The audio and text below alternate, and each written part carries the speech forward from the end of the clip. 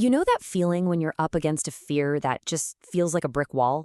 Well, today we're diving into the story of someone who didn't just find a way over that wall, she drove right through it. This is all about finding that spark of confidence, even when you feel like you have none left. So let's just ask the big question right up front. What does it actually take to conquer a fear that's really dug in? Is it just about gritting your teeth and pushing through, or is there maybe a smarter way to go about it? We're going to break down the exact process one person used to beat a challenge that had her totally and completely stuck. And this is her. Meet Clarett. As you can see from our own words, this wasn't just some small little hurdle. No, this was a long-term struggle, and it was full of frustration and repeated failure. And that's a feeling a lot of us can probably recognize, even if our challenge isn't getting behind the wheel of a car. Okay, so let's break down this first part of the story, the fear itself. For Clarett, the driver's seat was basically a battleground. And yeah, a fear of driving is pretty common, but her story really shows how it can become this huge roadblock in your life, one that just leads to a cycle of failure. 2. That's the number. The number of times she failed her test before things changed. Now, this wasn't just a score on a piece of paper. It was a symbol of her frustration. It must have felt like this wall she just couldn't break through, leaving her completely stuck. But then, just when it seems like she's hit a dead end, something shifts. And that brings us to the next chapter in her journey, meeting a new mentor. This was the real turning point, the moment that introduced a totally new way of looking at her problem. And here it is. This is where the whole dynamic just flips on its head.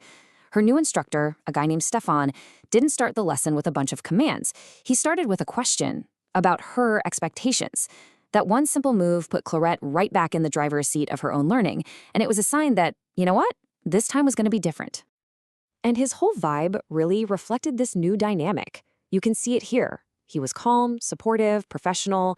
He created this safe bubble for her to learn in.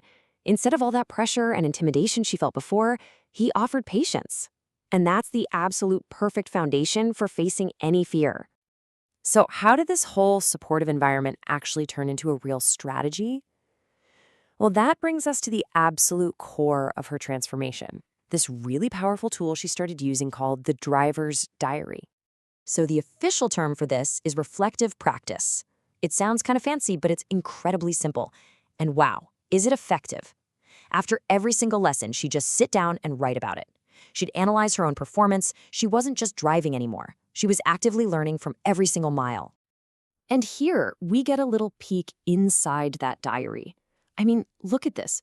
This is raw, honest self-assessment. She's not just saying, parking was hard. No way. She's breaking it down into specific, actionable things. Check your speed, don't dry steer, that's when you turn the wheel when the car's not moving, and use the space. She's literally diagnosing her own problems. And what's so fascinating to me is that her reflections went way beyond just the technical stuff. She recognized the mental and emotional side of it all. The solution wasn't just about turning the wheel the right way, it was about managing her own stress, staying focused, and just breathing. This little table really captures the power of what she was doing. You can see the pattern, right? For every single challenge she faced, she came up with her own clear, actionable solution. This wasn't just a journal. It was like she was writing her own personalized instruction manual. She was becoming her own best teacher. Okay, so with this brand new toolkit of self-reflection and a mentor who had her back, Clarett was finally ready. She was ready to face her biggest challenge head-on.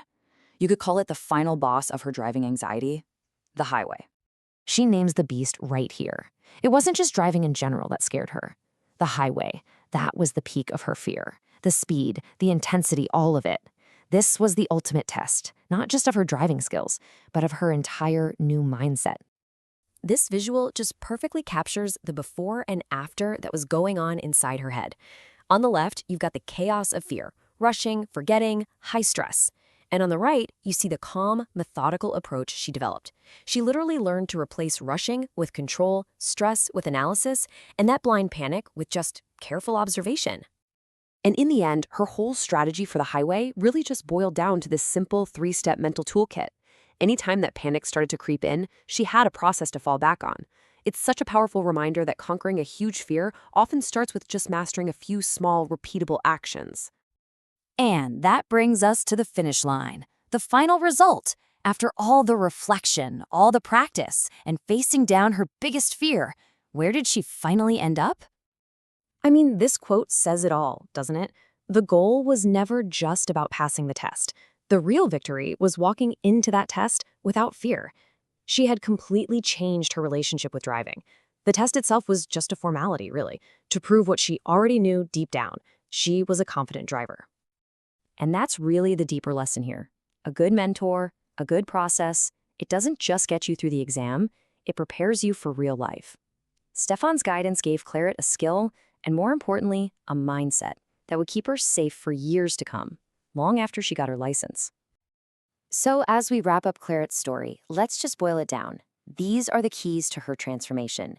And notice, they're not specific to driving at all. A great guide, the courage to look at yourself honestly, a clear process, and taking on your fear one small step at a time. This is basically a blueprint for conquering almost any challenge you can think of. And so that brings us right back to you. Clarett's challenge was the highway, but we all have our own version of that, don't we?